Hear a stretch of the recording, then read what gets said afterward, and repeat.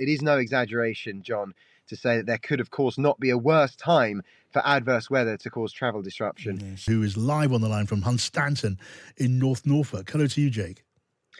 Hi, yes, it certainly feels like this weather situation is developing all the time because technically Storm Pier has now moved off the coast of the UK towards Denmark. But of course, in the early hours of this morning, it brought gusts of 60 to 80 miles an hour in the northern half of the UK and continues to threaten disruption, as you mentioned, to Christmas travel. The latest of which is at London's Euston Station. There's no trains in and out at the moment, so that's been a problem. It's closed. Also, earlier on, the Trans-Pennine in Scotland, they issued a do not travel warning, so problems there. British Airways says its schedule has been disrupted.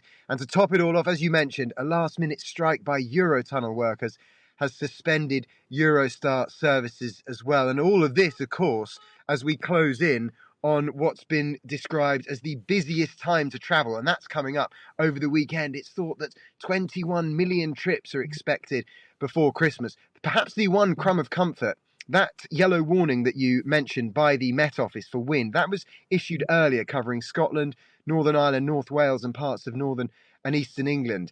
That was actually meant to finish at 9, but they brought that forward to 3 this afternoon. So perhaps the weather this evening might not be as bad as first feared. Of course, time will tell. The AA has told drivers that hoping to set off perhaps today or tomorrow to beat that rush of the 21 million trips, to take care and be alert to perhaps debris and flooded sections on the roads as well. It is no exaggeration, John, to say that there could, of course, not be a worse time for adverse weather to cause travel disruption as the UK travels home for Christmas. Indeed, Jake. Thank you. That's Jake Robson reporting from North Norfolk for TalkTV. Simon Corder's here now. He's at... I think we may have lost the line to Simon Corder. Hopefully he hasn't been blown down in some way, because the implications we were hearing there from Jake for our travel over the holiday period, as we move into this period of travelling around the country to visit loved ones. It's the worst possible news, Jake. I mean, do we think this is going to blow out, Jake, in North Norfolk? I mean, nationally, across the country, do we think we've seen the worst of it, or can one not tell?